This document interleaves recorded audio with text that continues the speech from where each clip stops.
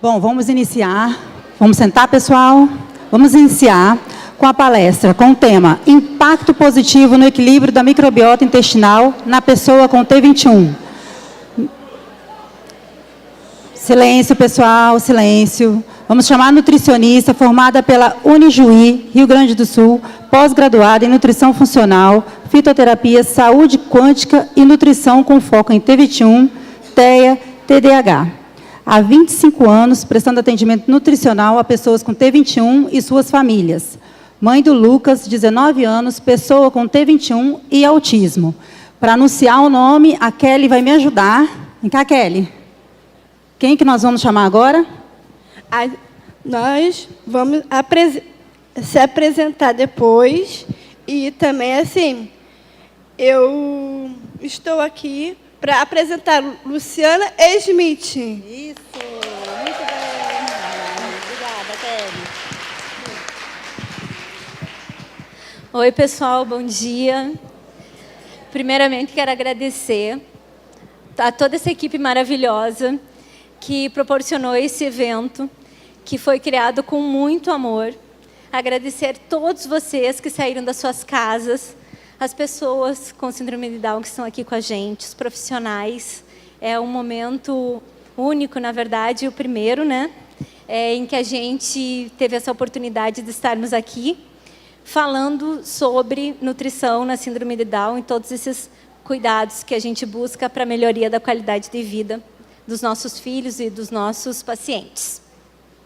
E hoje a gente vai falar sobre o equilíbrio positivo na microbiota, o impacto, né, positivo na microbiota da pessoa com trissomia do 21. E eu olhando todos vocês aqui nessa plateia, nesse palco aqui, nessa plateia, nesse espaço, vendo toda essa diversidade, né? Então, nós temos pessoas de todas as idades, de todos de vários locais, estatura, cor, com gostos, com saberes, com sentimentos diferentes, né? Nós temos uma diversidade que compõe esse espaço. E sobre isso, nós também vamos falar hoje, conectando o intestino com o nosso cérebro, falar da microbiota intestinal e dessa diversidade de micro-organismos que compõem o nosso corpo. Pode passar. Pode passar, Vinícius. Então, eu gosto sempre de dizer que eu tenho um interesse nessa minha fala, que é compartilhar conhecimento científico aos familiares, às pessoas com trissomia do 21 que estão aqui, os profissionais de saúde que atuam com essas pessoas, contribuindo assim para a sua saúde e para o seu neurodesenvolvimento. Informar e inspirar famílias e profissionais de saúde que é possível a gente adotar um estilo de vida saudável agora, a partir de agora, a partir do conhecimento que nós formos receber neste momento. Comigo foi assim. Então, a gente consegue a qualquer momento mudar o nosso estilo de vida e buscar mais saúde. E esta minha fala não é só para as pessoas com trissomia do 21, também é para as suas famílias. Então, quando a gente pensa em alimentação, a gente pensa também em mudar o hábito alimentar e o estilo de vida dessas famílias, porque nós somos o exemplo. E quando a gente muda, a gente também modifica a nossa microbiota, a gente reduz o estresse oxidativo celular e os danos causados nessas mitocôndrias e essa neuroinflamação que é constante nesse organismo. Pode passar. E agora a gente vai falar sobre essa figura que eu sou apaixonada por ela, que é a conexão do nosso cérebro com o nosso intestino. Como, Luciane, como que se dá isso, né? Eles se comunicam o tempo inteiro. Eles ficam fazendo fofoca, eles trocam intimidade, né? É uma comunicação de cima para baixo, de baixo para cima. Eles dialogam o tempo todo. E esse intestino, ele é responsável pela produção de mais de 95% da nossa serotonina. Serotonina é um neurotransmissor responsável, é o hormônio da alegria, digamos assim. Ele também produz, um cofator de produção da melatonina, que é um antioxidante potencial para o nosso cérebro, e induz também a um sono tranquilo e reparador. Então, se nós tivermos um desequilíbrio nesta microbiota que vive no intestino, e essa microbiota não vive só no intestino, ela também está na nossa pele, no nosso olho, na nossa narina, né, nos nossos órgãos sexuais, mas ela é composta em maior quantidade aí nesse intestino. Se houver um desequilíbrio na microbiota, nós também vamos ter um desequilíbrio na produção dos neurotransmissores. E entre eles, GABA, aminoácidos, triptofano, né, que é um precursor dessa serotonina, que são extremamente importantes na produção, né, de toda essa cognição, desse aprendizado, dessa retenção de memória também. E alguns autores colocam que eles raciocinam que a própria microbiota que vive nesse intestino, ela pode ser chamada de uma entidade epigenética transgeracional. O que quer dizer isso? Quer dizer que essa microbiota ela passa de geração em geração, de pai para filho, né, dos avós. E quando a gente muda o nosso estilo alimentar, a epigenética consegue fazer esta mudança nos genes, melhorando a produção, reduzindo a inflamação, melhorando a produção de fatores antioxidantes. Pode passar. Pode passar. E aqui nessa figura... Pode passar, Vinícius. Mais um pouquinho. E aqui nessa figura, então, gente, está mostrando o quê? O que os autores mostram, né? As fases de desenvolvimento das pessoas com trissomia do 21. Então, desde a gestação, nós temos a superexpressão de genes. Então, desde a gestação, a gente precisa cuidar a alimentação, esse equilíbrio intestino-cérebro dessa criança que está sendo formada. E as bactérias intestinais, elas têm uma ação direta na neurotransmissão, nas sinapses. Ela também tem um potencial de neuromodular esses neurônios. Também tem efeitos benéficos sobre o envelhecimento, né? E a gente sabe que existe um comprometimento ligado a essa cognição, à memória, né? Devido à superexpressão de genes. Então, nos primeiros 1 a 2 anos de vida, a microbiota humana ela é bastante estável nas crianças. E é o período em que a gente mais cuida da alimentação, da nutrição, se preocupa com a questão do aleitamento materno, que é super importante, né? É a alimentação mais importante nesses primeiros anos. E a gente sabe que grande parte das mães não consegue amamentar, né? Em função das características físicas, hipotônicas ou dos comprometimentos de saúde dessa população.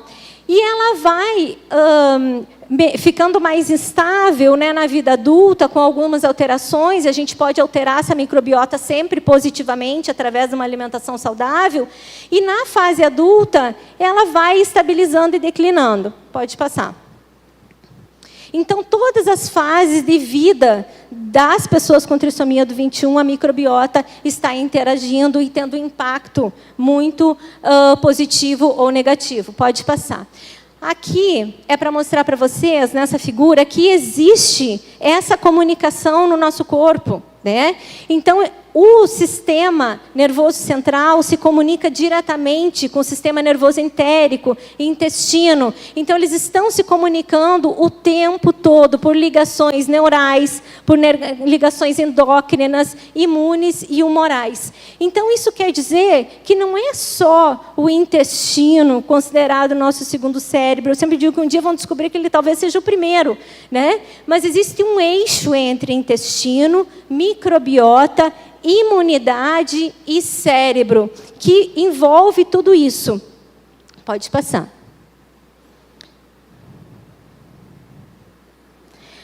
Aqui é para mostrar para vocês, então, que nós temos interações desta microbiota com o ambiente. Pode passar, Vinícius. E quando nós fazemos uma comparação entre o número de genes que nós temos no nosso DNA humano e dos micróbios em nosso corpo, a gente percebe, segundo os estudos, que 99% dos genes do nosso corpo são microbianos. É muita coisa, né? 99%. Então, são mais de 10 milhões né, de genes da microbiota no nosso organismo. Então, equilibrar positivamente para termos saúde, cognição, menos inflamação, mais fatores antioxidantes é importante. E é isso que nós vamos falar hoje aqui com vocês. Modular a expressão do genoma humano através da dieta, do estilo de vida, do microbioma, também pode ser modulado diretamente por tudo isso. Então, essa figura fala, a gente consegue modular o DNA, a gente consegue reduzir fatores de estresse oxidativo, de inflamação, ligado a este ambiente. E esse ambiente é a nossa casa. Esse ambiente também é o local onde nossos filhos vão fazer a terapia. É a forma como a gente vai oferecer esse ambiente, a forma como essa pessoa dorme, como que ela se alimenta, qual o estilo de vida, se é muito estressado ou não. Tudo isso interfere nessa cognição, nesse comportamento e nesse crescimento ao longo de sua vida. Pode passar. Eu botei as figurinhas embaixo, né? E devia ter colocado junto, então as figurinhas sempre vêm no final. Nessa figura aqui, então, está mostrando essa linda conexão que é intestino, cérebro, microbiota, trato gastrointestinal. Tá? E o trato gastrointestinal, ele tem o maior número de células imunes do nosso corpo. Eu digo que ele é responsável por mais de 80% da nossa imunidade. Cuidar do nosso intestino é extremamente importante, tanto para nós, mas principalmente para os nossos filhos e para as pessoas que têm trissomia do 21, que estão aqui. Porque antigamente se pensava somente que intestino era ligado muito à constipação, né, por causa da hipotonia ou diarreia. A gente sabe que temos aí alto índice de doenças inflamatórias intestinais ligadas à trissomia do 21. Mas nos últimos anos, pode dizer que nos últimos 15, 18 anos, muito se estuda essa conexão intestino-cérebro, principalmente depois, né, aí da descoberta do Projeto Genoma. Então, nós temos essa comunicação e essa influência direta na imunidade das pessoas com trissomia do 21 ligado à qualidade da microbiota desse intestino. Pode passar. E daí, quando a gente pensa em bactérias e alimentação, as fibras pré-bióticas, né, elas aumentam o número dos linfócitos T e B e leucócitos no GALD, que GALD é o sistema linfático do intestino. Nós temos vários sistemas de defesa do nosso corpo. E o GALD é o do intestino. É o maior órgão linfóide de defesa. E quando a gente come fibras, né, probióticas e prebióticas dos alimentos, eles aumentam essa imunidade de defesa. Já as bactérias probióticas, tá, elas formam uma barreira nesse epitélio do intestino, que, numas próximas figuras, a gente vai ver, é como se fosse um muro de proteção, né? Então, ela reforça essa barreira, são soldados de proteção ali contra as bactérias patogênicas. Se alguém tiver dúvida depois, no intervalo, né, pode vir conversar comigo e a gente esclarece. Tem mais 3 figuras, Vinícius, pode passar. E aqui, nessas figuras, gente, elas ficaram pequenas, mas é para mostrar que o trato digestório, ele começa na boca e termina no ânus, né? Então, é um tubo único. E a gente manter o equilíbrio dessa microbiota é importante. E ensinarmos estas pessoas a mastigarem é essencial, é primordial, né? E tá a Michele aqui, e a gente troca muito, né? Ela é fonoaudióloga, e tem tantas outras que talvez estejam me assistindo, de tantos outros estados que eu nem vou citar aqui, para não esquecer alguém. Mas a gente fala da importância desta mastigação para definir também o equilíbrio desta microbiota, que é a Michele aqui também. Então, 2 Micheles na minha vida. Então, ensinar essa criança a mastigar, porque a trituração do alimento tem que começar pela boca, é onde a gente tem dente, não é no estômago. E no momento em que a gente mastiga, a gente já sinaliza para o cérebro a produção de ácido clorídrico. A gente começa a liberação de enzimas digestivas para iniciar esse processo de digestão. Se essas partículas forem mal digeridas desde a primeira etapa, quem vai se alimentar disso são bactérias patogênicas que vivem nesse intestino. A gente tem um equilíbrio positivo e negativo. Microbiota boa, microbiota ruim, que de alguma forma contribui também. Mas se nós reforçarmos a microbiota ruim, ela vai, consequentemente, também impactar na imunidade e na inflamação. E em todo o epitélio, lá no intestino delgado, que é o nosso maior sítio absortivo de nutrientes, e quando a gente pensa em combater radical livre, em fatores antioxidantes, a gente pensa em nutrir esta célula. E para nutrir essa célula, nós vamos ofertar alimentos, comida de verdade. Mas em todo o nosso epitélio lá do intestino delgado, nós temos, ó, estão vendo essas curvinhas que sobem e descem? São as vilosidades intestinais. E em cada barreira dessas vilosidades, nós temos aquela barrinha que são um murinho de proteção. E naquela figura lá do lado direito, nós temos uma barra, né? Então, é um desenho que está mostrando o epitélio do intestino. Ele tem que ser bem fechadinho. Para quê? Para que não seja permeável, para que passe... para que não passe bactérias patogênicas para a corrente sanguínea e para que não passe partículas e alimentos mal digeridos para essa corrente sanguínea, porque na trissomia do 21, nós temos uma permeabilidade maior, um afrouxamento maior por conta do estresse oxidativo e de genes que estão superexpressos neste organismo. Então, nós temos tanto a barreira que defende ali, né, o intestino das bactérias patogênicas, como a barreira hematoencefálica que protege o cérebro, um pouco mais permeável. E aí a necessidade de nós cuidarmos desta conexão do intestino e cérebro. Pode passar, Vinícius. E aí, nós estamos hoje aqui para falar sobre isso, nesse simpósio maravilhoso, todo caloroso, né? Que é compreendermos como esse metabolismo funciona. E quando a gente compreende, e essa é a minha intenção aqui, a gente tem uma chave para abrirmos um universo de possibilidades em todas as etapas das vidas das pessoas com trissomia do 21.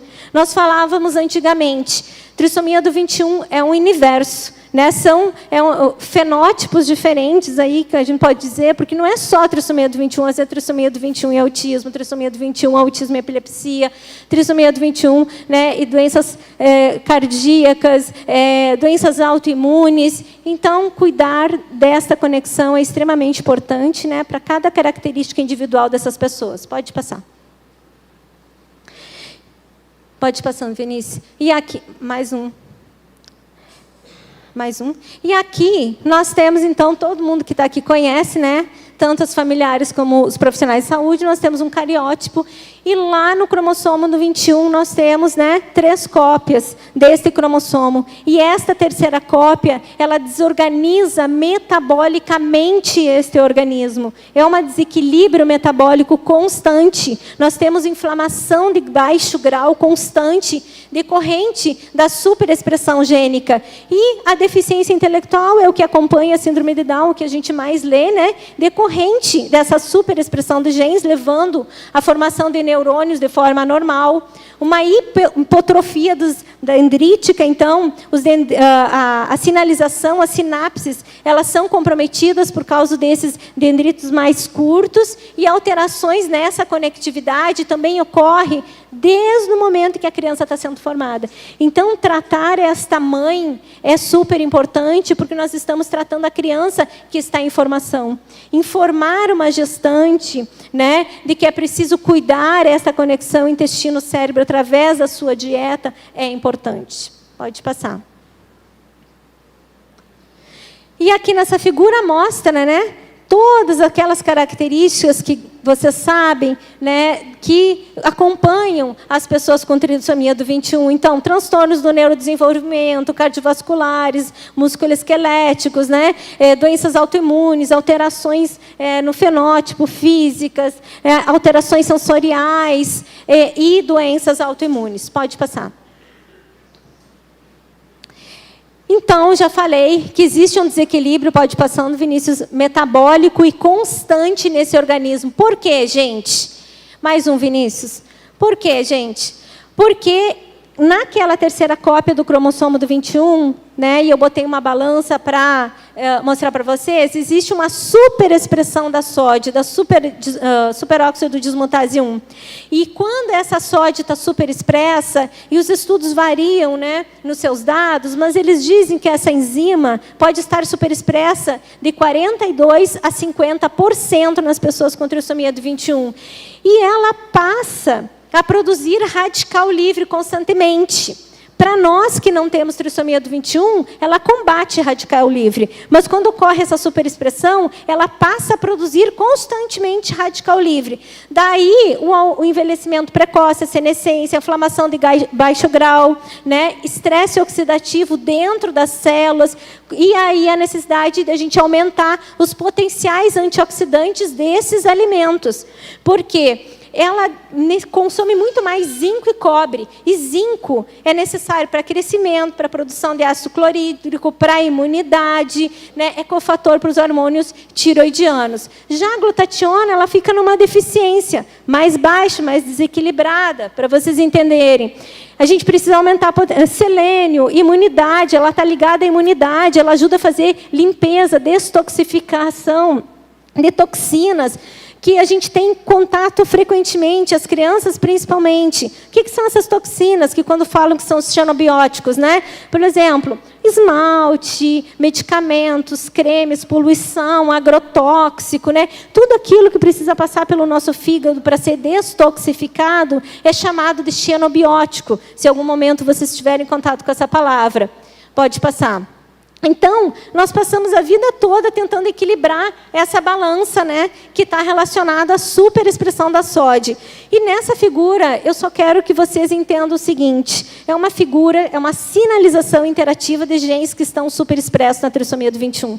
Aqueles que estão em verde já começam desde o momento da formação, da união do óvulo com o zigoto. Tá? Então, já estão superexpressando genes. E eles fazem uma desorganização dentro do organismo dessa pessoa. Pode passar. E essa desorganização, ela leva à disfunção da mitocôndria. A mitocôndria é o nosso gerador de energia. Todos nós precisamos, né, fazer uma biogênese dessa mitocôndria para estarmos aqui, para realizarmos nossas atividades vitais. Elas aumentam o estresse oxidativo, né, produção de radical livre, alteração de proteínas e enzimas nesse organismo, desequilíbrio da microbiota do intestino. E vocês vão ver que os nossos filhos, ou nossos pacientes, já nascem com essa disbiose. Elas interferem na fase 2 de detoxificação do nosso organismo, que vai fazer a conversão desses metabólicos dos xenobióticos para ser eliminado pela urina, pelo suor, pelas nossas fezes. Elas alteram a formação das células, manifestações neurocomportamentais decorrentes destes genes superexpressos, a doença de Alzheimer, que é muito falado, né, e que o polimorfismo do APP já nasce com a criança em superexpressão, e superexpressão de interleucinas inflamatórias que degradam a acetilcolina, que é um neurotransmissor extremamente importante para o aprendizado e para a memória. Pode passar. E aí, gente, nós temos aqui nessa figura, só para mostrar para vocês que o que está em vermelho são diversos estudos, né? Tem muitos estudos nessa área, cada vez mais. Então, estou trazendo alguns pontualmente, tem até ali as referências. Mas esses genes que estão em vermelhos, eles estão superexpressos no cromossomo do 21. Só que o que acontece? É tipo assim, eu vou bocejar aqui, daqui a pouco todo mundo está bocejando, né? Então, eu sou um desses vermelhos. Ele está se conectando com todos os outros. Então, não é só o cromossomo do 21 que causa superexpressão, mas ele se conecta com uma rede de cromossomos dentro desse DNA e altera ou positivamente ou negativamente o metabolismo dessa pessoa. Pode passar, Vinícius. E nós temos aí, então, mais de 200 genes superexpressos, né, e já catalogados nesses estudos, na trissomia do 21. E aqui é só para mostrar para vocês fases de eliminação de toxinas, né? Então, nós temos fase 1, fase 2, fase 3. Nós precisamos de vários nutrientes, vitaminas, minerais, aminoácidos, para conseguir fazer a liberação dessas toxinas e eliminar através do suor, da urina e das fezes. E por isso que é tão importante importante que essa criança evacue diariamente, que a gente olhe esse cocô, que a gente saiba como que é a consistência dessas fezes, né? Que ela tome água para que hidratar o corpo. Por quê? Nós precisamos de água. Mais de 80% do nosso organismo é constituído de líquidos. O cérebro precisa de líquido, estar bem hidratado para fazer boas sinapses. O músculo, para ganhar tônus, precisa estar bem hidratado. Nós precisamos de água no lumen do intestino para que umedecer essas fezes. Precisamos de uma atividade física constante também. Pode passar. E nessa figura aqui, pode ir passando, Vinícius. Nessa figura aqui, é uma figura, é um desenho, tá? Do epitélio do intestino. Do epitélio do intestino de uma pessoa que não tem trissomia do 21. É só para mostrar para vocês que aquela camada vermelha mais espessa é uma camada de proteção. Quando a gente consome mais verduras, legumes e fibras, ela aumenta ácido graxo de cadeia curta, ela aumenta a formação de peptídeos glicanos. E lembrando que na trissomia do 21 nós temos um intestino mais permeável, né? Então nós temos que cuidar mais desse intestino. E do lado de cá, do lado esquerdo, nós temos aquela camada mais branca, que são lipopolissacarídeos, digamos que eles não são tão bons assim, né? Temos fatores de inflamação, como o Toll-like receptor 4, causam mais resistência insulínica, que a gente sabe que está ligada à trissomia do 21, quando as crianças estão na fase na primeira infância, adolescência, vida adulta, né? Mais alergias, mais obesidade. E daí, Vinícius, pode passar? Vinícius, pode passar. E aí, eu recortei aquela figura mais um pouquinho, recortei aquela figura, e lá onde está saindo a setinha, é um gene que está super expresso lá naquela rede de sinalização. E o que ele faz? Ele aumenta a lipopolissacarídeo. Se ele aumenta a lipopolissacarídeo, então nós temos uma disbiose, um desequilíbrio dessa microbiota desde o momento que essa criança está sendo gerada. Daí a necessidade de cuidarmos dessa conexão. Pode passar, Vinícius. E quanto maior a inflamação no intestino, maior a expressão desses genes, gente. Maior a expressão da sinalização, pode passar, desses genes negativos.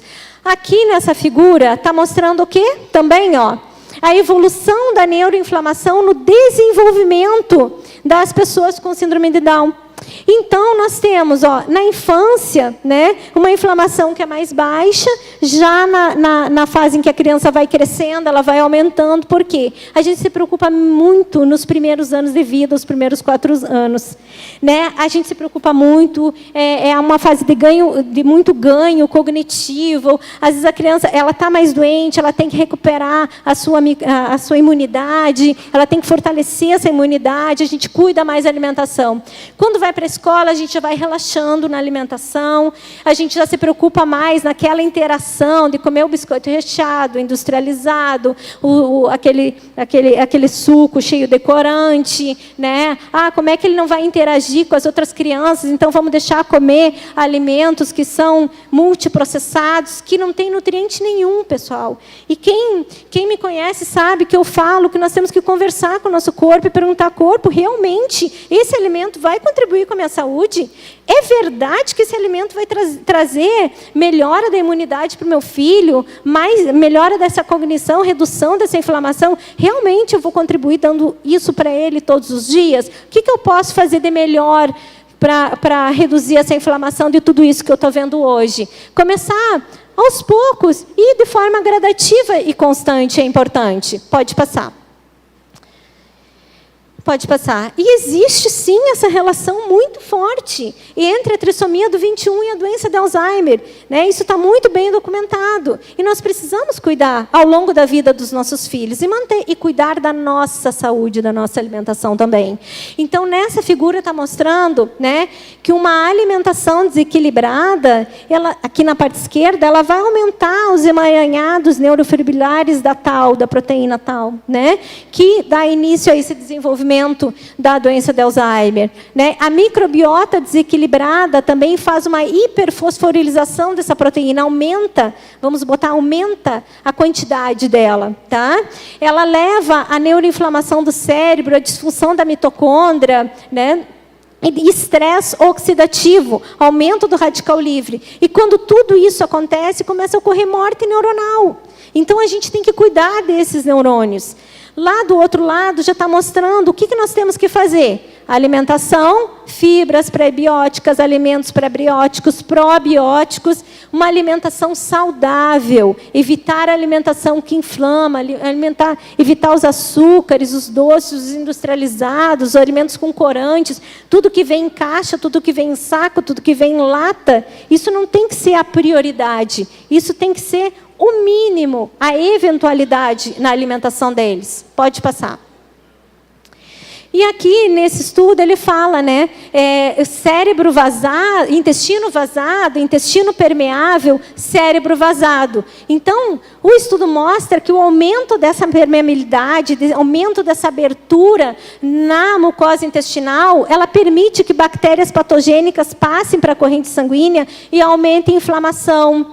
E os estudos também falam que existem um envolvimento do sistema nervoso com doença celíaca. E ocorre em características de sinais e sintomas clínicos a nível subclínico. Né? Essa pessoa mostra sinais e sintomas e que tem uma intolerância ao glúten não celíaca. E a gente também sabe que existe aí uma prevalência, né, de doença celíaca em pessoas com trissomia do 21. E aqui são vários estudos, né? Está pequeno e eu ainda estou sem óculos, aqui não estou enxergando muito bem. Não, pode voltar. Mas esses estudos estão mostrando a prevalência e a gente vê o seguinte, tá? Que os estudos falam em formas diferentes dessa prevalência. A gente tem hoje no Brasil, eles falam 5% só. Não, mas nós temos em outros países uma prevalência mais aumentada de doença celíaca na trissomia do 21. Então, uma prevalência de 6%, alguns colocam até 14%. Então, nós cuidarmos na alimentação, evitar a exposição constante às proteínas que inflamam esse intestino é importante. Não só o glúten vem da farinha de trigo, né? Então nós temos ali a proteína gliadina, que ela tem um potencial inflamatório. Esse glúten da farinha de trigo, gente, ele não é o mesmo de anos atrás, ele vem alterado geneticamente, ele também tem um DNA. Todos os alimentos têm um DNA, gente. As plantas, as flores possuem DNA, os animais possuem DNA. Ele vem sendo alterado para quê? Para aumentar a produção, porque a gente privisa muito o lucro. E foi alterado algumas moléculas ali, para vocês entenderem, que o nosso organismo humano não consegue digerir completamente. Então, se nós ofertarmos constantemente, e a nossa realidade geralmente é café da manhã, um pão, no meio da manhã um biscoito, no almoço vai ter um macarrão, muitas vezes, ou vai ter algum acompanhamento. Eu lembro no hospital que eu trabalhava, chega até a me arrepiar isso. Gente, tinha um cozinheiro que engrossava feijão com farinha de trigo. Né? Então, daqui a pouco tem alguém que engrossa ali, né, com uma farinha de trigo. De tarde vai ser um bolo com farinha de trigo. De noite vai ser café com pão, queijo. Então, a gente tem uma dieta altamente inflamatória. E hoje os estudos já falam que a gente consegue reduzir o impacto dessa dificuldade da absorção desse glúten, tá? Aumentando fatores antioxidantes na alimentação, aumentando os flavonoides, os alimentos mais roxos, né, ricos, né, em antioxidantes. E aqui fala, então, né, uma pesquisa realizada na Universidade do Rio Grande do Norte, e ela foi publicada em 2015, que um grupo de 77 pacientes com síndrome de Down encontraram 13% de prevalência de doença celíaca. Né? Aqui, no outro, fala que existe 5 vezes mais chances de doença celíaca na população de síndrome de Down do que naquela que não tem. No outro fala, né, que esses peptídeos atravessam a barreira desse intestino, aquele murinho de proteção, porque nós temos uma permeabilidade mais aumentada, né, e eles passam aí a reagir de forma a atacar as células e a causar uma autoimunidade, aumentando as doenças autoimunes. A gente já sabe, né, que o hipotireoidismo é uma doença autoimune, e eles correlacionam que pessoas com hipotireoidismo podem vir a ter uma tendência maior a desenvolver. Então, Já nesse outro estudo ali, ele fala, né, de 4% a 7%. Então, a gente tem que analisar individualmente sempre este paciente com seus sinais e sintomas. Pode passar. Aqui também está falando da incidência, né, da doença celíaca é um estudo longitudinal de crianças de nascimentos de pessoas com TRE21, e ele fala que ele tem 18 vezes mais chances de desenvolver doença celíaca. Um estudo feito pela Academia Americana de Pediatria. Então, a doença celíaca na síndrome de Down, ela pode ocorrer numa taxa de 2,5% a 18%. Tá? Cuidar da alimentação é extremamente importante, variar essa dieta, pode passar, e evitar as proteínas que inflamam mais esse intestino. E quando a gente pensa nisso, a gente também pensa na proteína do leite de vaca, né? Principalmente aí a caseína, né?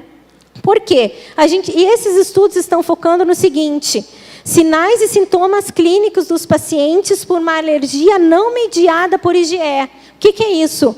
É aquele exame que a gente faz de sangue e aparece, não, ele não tem alergia à proteína do leite de vaca, né? Mas ele tem sinais e sintomas clínicos. Então, o estudo fala que de janeiro de 2013 a 2020, 85 pacientes foram analisados. Desses 85, 40 pacientes apresentaram síndrome da enterocolite induzida pela proteína alimentar do leite de vaca. Desses 40%, 22,5% possuem síndrome de Down, tá? E apresentaram uma alergia alimentar não mediada por IgE. Então, é analisar individualmente cada paciente com seus sinais e sintomas clínicos, tá? E o que também os autores colocam, tá? Que crianças com síndrome de Down, há uma prevalência, um aumento da prevalência dessa intolerância à proteína do leite de vaca. Eu nem estou falando de APLV confirmada, estou falando não mediada por IgE, tá? E há um potencial de atraso cognitivo, de atraso de diagnóstico. Por quê? Porque se baseiam muito no exame laboratorial. Pode passar. E aqui está falando, né, dos ingredientes, dos alimentos, né, que são importantes para melhorar a qualidade dessa microbiota. Eu já falei, né, da quantidade de trilhões de bactérias que vivem nesse intestino e que vão contribuir positivamente se nós também dermos um input, se nós dermos um impulso através da alimentação e do estilo de vida. Pode passar. E aí, pode passar. Eu tinha que trazer esses estudos para vocês entenderem. Pena que eu não tenho a canetinha aqui para mostrar. Mas esse estudo ele fala da zonulina. A zonulina é a relação com doença celíaca ou então com a intolerância, né, também a esse glúten não celíaco. Então, dentro do nosso intestino, nós temos a zonulina. A zonulina, ela é o guardião deste muro de proteção, vamos dizer assim para vocês entenderem. Ela que guarda, ela que decide quando ela abre, quando ela fecha, tá? Só que, quando a pessoa consome muito glúten, essa proteína mal digerida no nosso organismo, e não tem a ver com a mastigação aí, tem a ver a questão de que ela não consegue ser quebrada, fragmentada totalmente para ser absorvida. Lá em cima, do lado esquerdo, tem os peptídeozinhos que estão caindo. Então, e nós temos um receptor lá, é um fofoqueiro. Ele vai, corre, conta para a zonulina. A zonulina tem muito glúten mal digerido lá dentro. Zonulina ativa um guardião lá daquela barreira e diz: abre esses portões, né? E daí abre e ocorre uma permeabilidade, um vazamento, mais ou menos assim. Porque eu sei que tem muitos familiares aqui. Então, eu quero que as famílias compreendam a importância desta nutrição para as células dos nossos filhos, dos nossos pacientes, para os profissionais também tenham essa concepção. No momento que ela abre, ele fica aberto, ele fica vazado, ele está machucado, porque ele teve uma constante agressão através ou de alimento, ou de toxinas, ou até tem outras interferências que não seja só o glúten e a zonulina, né? Mas no momento que ele está permeável, aumenta as citocinas inflamatórias, inflamação, passagem de bactérias patogênicas para a corrente sanguínea, aumenta a neuroinflamação, e o que nós temos? Nós temos uma inflamação de baixo grau constante. Pode passar. E aqui, para dar um colorido para vocês, né? Então, epigenética. Hoje a gente sabe que a epigenética, ela modula tudo no nosso corpo. E ela também modula estes genes que estão superexpressos naquela via de sinalização. O que é epigenética? É a escolha correta dos alimentos que a gente vai consumir e ofertar para os nossos filhos. Eles vão ter um impacto positivo nessa redução da inflamação, nessa melhora cognitiva, nesse aprendizado, nessa imunidade. E ali a gente não consegue ver, mas eles melhoram, né, as vias de sinalização até para doenças, doenças autoimunes, incluindo aí a esclerose, o próprio hipotireoidismo, né, a alopecia areata, a doença celíaca. Então, ofertar os alimentos que são os vermelhos, os amarelos, os roxos, os verdes, a própria comida que a gente vai falar agora, pode passar, é extremamente importante. E o que nós podemos influenciar? Eu poderia passar o dia inteiro falando de nutrição aqui, mas o tempo é curto, né? Nós temos a chave através dos alimentos, que são os nutrientes. E no trato digestório, não basta eu ofertar o alimento. Ele é responsável pelo processo da digestão, pelo processo da absorção e pela eliminação. E a gente tem que focar aí, como eu disse, nessa mastigação, para que eu consiga triturar bem essas partículas dos alimentos para serem absorvidas pelos epitélios do intestino, lá no intestino delgado, que faz esse processo de absorção. E, para isso, entrar dentro da célula. Então, a chave tem que entrar dentro da fechadura. Nutriente tem que entrar dentro da célula para que a gente tenha fatores antioxidantes. E nós temos que manter o quê? Cadeado é a barreira do epitélio fechadinha, grudadinha, o máximo possível, para não ter a passagem de bactérias patogênicas. Pode passar. E aqui, nesses estudos, estão falando do impacto positivo dos polifenóis vegetais como drogas naturais e não medicamentos, né? No manejo da síndrome de Down e nos distúrbios cognitivos. Fala da dieta enriquecida com esses antioxidantes, diminuindo a expressão desses genes que levam ao estresse oxidativo. E também fala da interação, da troca desses polifenóis com essa microbiota. Pode passar. Também está falando, né, da importância da dieta mediterrânea na alimentação das pessoas com trissomia do 21. Dieta mediterrânea hoje, né, ela já é reconhecida pela Unesco como quase um patrimônio, né, da humanidade, patrimônio de informação, né, da humanidade, porque ela beneficia várias patologias, síndromes, né, e estilo de vida saudável. Pode passar. E aqui a gente vai mostrar para vocês a pirâmide da dieta mediterrânea, né? E quais são os fatores positivos que impactam na vida do ser humano e principalmente das pessoas com trissomia do 21. O que é essa dieta mediterrânea? Na base dela, vocês veem, atividade física, interação com a família. Essa criança, essa pessoa precisa brincar, ela precisa ter um convívio social, ela precisa ter um sono adequado, aumentar a alimentação com verduras, legumes, né, cereais, arroz integral, pode ser um parbolizado, pode ser arroz vermelho, pode ser arroz negro, pode ser quinoa, né, pode ser quem come muito o cuscuz, eventualmente, mas a gente fazer rotação, carnes, variar com as carnes, carne branca, carne de frango, carne de peixe, carne de gado, carne suína, fazer uma rotação dentro daquilo que cada família tem possibilidade, e por isso o tratamento individualizado, a orientação individualizada, de acordo com cada questão econômica e social dessa população. Por quê? Eles melhoram a sinalização da mitocôndria, que são nossos geradores de energia, eles reduzem os radicais livres, eles também suprimem a neuroinflamação, vai reduzir essa inflamação, eles reduzem fatores de inflamação nesse organismo, eles diminuem o envelhecimento precoce, que a senescência é uma característica que temos, eles melhoram a memória, a cognição, e isso é importante para nós, que queremos viver muitos anos para cuidar dos nossos filhos. Então, eu digo que essa palestra não é só para a trissomia do 21, mas é para suas famílias. eles reduzem o aparecimento das doenças neurodegenerativas, como Alzheimer, esclerose múltipla, osteoporose, que é muito frequente, né, em jovens com trissomia do 21, psoríase muito frequente, vitiligo, alopecia areata. E ele melhora a metilação do DNA, e todos nós precisamos metilar esse DNA.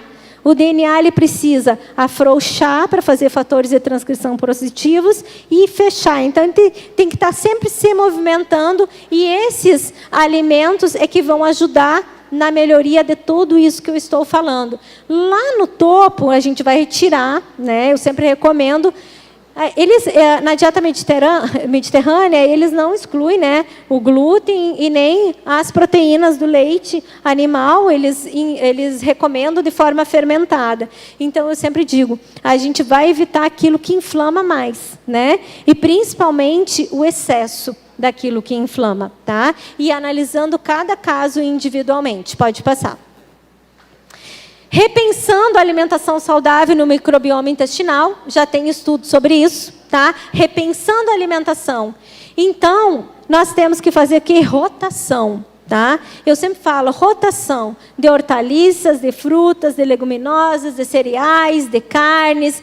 Não dá feijão preto todo dia, não dá arroz branco todo dia, não dá só carne de gado, né? Então, vamos aproveitar os alimentos da época. Agora vem a época de abacate, vamos dar abacate. Época que vem a tangerina, a laranja. Vamos usar os alimentos de época que tem menos agrotóxicos. Quem puder evitar alimentos com pesticidas e agrotóxicos, quem não puder, vamos buscar. Tem tanta informação da gente retirar esses agrotóxicos da casca, usando bicarbonato. Tem muita informação dentro da nutrição e eu não vou conseguir falar tudo aqui para vocês. Pode falar, passar. Mas nós temos aí, isso é legal até tirar foto, nós temos alimentos antioxidantes e imunomoduladores, que aumentam com a enzima Q10, né? Que é um potente antioxidante. Sardinha, nós que estamos aqui no Rio de Janeiro, né? E eu canso de falar, de ensinar, eu compro a sardinha, faço ela lá na panela com molho, com salsinha, com coentro, congelo. Depois liquidifico tudo, faço um molho porque ela tem muita espinha. Sardinha, cavala, carne suína, carne bovina, carne de frango, gergelim. Gente, tem que ser o farelo, liquidifique na hora. Não adianta dar o grão, não vai ser absorvido, tá? Vai sair no cocô. Feijão azuki, espinafre, brócolis, fatores que aumentam o NRF2, que tem ação antioxidante, combate radical livre, né? Açaí, uva, jabuticaba, que nós temos muito aqui, amora, pitanga, seriguela, que é daqui também, alho, cebola. As alcaparras já não é todo mundo que consome, né? Fatores que aumentam o fator neurotrópico protetor do cérebro, gente. Espinafre, folhas verdes escuras, couve-flor, repolho, couve-manteiga. Meu Deus do céu, mas e a tireoide com esses alimentos verdes escuros? Gente, os estudos também já falam que a gente não vai dar cru. No momento que a gente passa pelo processo de cocção, a gente consegue reduzir em 70%. E a gente não vai dar todo dia. A gente tem uma variedade de verduras e legumes aí para ofertar nesse cardápio, para consumir na nossa alimentação também. Fatores que aumentam glutationa, lembra da balança do desequilíbrio, né? Brócolis, crucíferas, que são esses repolhos, né? A couve-flor, cebola, cúrcuma, que é o açafrão, é importante colocar no final da preparação, tá? E não no momento da cocção, porque senão a gente perde esse princípio ativo. Farelo de aveia, que é importante, mas assim, farelo de aveia tem que ter bastante hidratação também, porque senão ele impacta as fezes. E própolis e o próprio pólen, né, da abelha, que atua aumentando o glutationa. Pode passar. E a dieta, ela possui um papel dominante na configuração da microbiota. Em tudo isso que eu falei, a alimentação fortalece as junções fortes desse intestino, ela reduz a inflamação das células, ela reduz o estresse oxidativo, ela ajuda a fazer o fechamento, né, dessa permeabilidade do intestino. Então, a gente tem que evitar o quê, gente? Comida que vem empacotada, enlatada, que tem aditivos, que tem conservantes, e priorizar a comida de verdade, porque a gente tem que lembrar o quê? Que nós também temos aí disfunções da tireoide. E essa tireoide, a conversão do hormônio T4 em T3, ele se dá lá no intestino. Se eu tenho o intestino inflamado, eu também posso ter alterações desse TSH, que ele já é mais flutuante, né? E também existem estudos que falam desse sequenciamento de aminoácidos do glúten, tá? Que são semelhantes às sequências de aminoácidos do tecido da tireoide, havendo uma reatividade cruzada aí, com maiores sinais e sintomas de intolerância ao glúten não celíaco. Pode passar. Então, a alimentação com os polifenóis, eles reduzem os fatores inflamatórios desse organismo, envolvido nessa permeabilidade do intestino, que desmontam estas junções que fortalecem o nosso intestino, impedindo a passagem de bactérias patogênicas. Então, nós temos a quercetina, né? Dá para usar a casca da cebola roxa, que tem quercetina, mas preferencialmente uma cebola que seja orgânica, tá? Tem técnicas aí, tem tanto no meu Instagram, tem tanto no Instagram amanhã da palestrante da Lu Carvalho, né? Provavelmente tem da Dariana, que é a colega Nutri que está aqui, que eu vi. Então, que a gente orienta nos nossos Instagrams, se tiver alguma outra colega aí, a gente sempre está orientando de como realizar alimentos, comprar ou realizar, produzir alimentos que sejam saudáveis para os nossos filhos. E também é importante que nós temos vitamina A, vitamina D e zinco, magnésio adequados nesse organismo para fortalecer esta microbiota. Pode passar. E como que nós vamos impactar positivamente esta microbiota do intestino? Nutrientes, comida de verdade. Comida, tá? Então, tem problema, fortaleça o almoço e jantar, né? Frutas no lanche da tarde, faça uma vitamina com leite vegetal. Não tem problema comer uma batata doce no meio da manhã, né? Não tem problema comer um aipim, um inhame, batata doce assada com sal, né? Então, a gente começar, aos poucos, mudar nosso estilo de vida e tirar aquilo que inflama. Porque os nutrientes, eles vão fazer tudo isso que eu falei. Melhorar, fortalecer a bainha de mielina, ajudar na detoxificação, vão melhorar no equilíbrio hormonal, no neurodesenvolvimento, na produção de enzimas e aumentando fatores antioxidantes. Pode passar. Nós temos ervas que são anti-inflamatórias, coentro, gengibre, né? Nós temos salsinha, salsão, alho, alecrim. Nós temos o gengibre, o açafrão, a canela. Nós temos aqui a própria pimenta, né? Nós temos manjerona, manjericão, que reduzem toda a cascata inflamatória. Tá? Então, que a gente deve utilizar, deve reduzir a quantidade de sal e aumentar mais esses fatores antioxidantes para temperar os alimentos. Pode passar. Estou finalizando. E os compostos bioativos anti-inflamatórios contidos nos alimentos, o resveratrol, né, que é um potente antioxidante, a curcumina da cúrcuma, daí nós temos a quercetina, que encontramos nas frutas cítricas, na maçã, na casca da cebola, nós temos o sulforafano nas crucíferas, que são os brócolis, couve-flor, repolho, couve-manteiga, nós temos aqui também a própria romã, que não é tão comum aqui, mas temos o gengibre. Então, esses compostos bioativos desses alimentos, eles também reduzem cascata inflamatória. Mas é importante, gente, vocês já ouviram falar que a união faz a força. Esse evento fez a força através da união e do amor, né? Já ouviram falar que uma pombinha só não faz verão? A mesma coisa acontece com esses compostos bioativos. Se a gente colocar esses fatores anti-inflamatórios, pelo menos em 3 refeições do dia, né, nós já estamos contribuindo muito com essa melhora. Se nós começarmos a retirar o glúten, os fatores inflamatórios da alimentação dessas pessoas, nós vamos melhorar muito o comportamento, né, e esses fatores de estresse oxidativo. Então, começar aos poucos, gradativamente, continuamente. Pode passar. E aí, acabou, a Érica já está sinalizando, eu já estava imaginando, né? Eu entrego para vocês esse sorriso lindo, que é do meu filho. Cada mãe diz que o seu filho tem o sorriso mais lindo do mundo, né? E não vamos nem brigar por isso aqui, né? Com um monte de uva aí para vocês, que a gente pode comer a uva, a gente pode fazer a geleia, a gente pode fazer um suco, né? E é isso, gente. Muito obrigada, tá? Prazer estar aqui com vocês.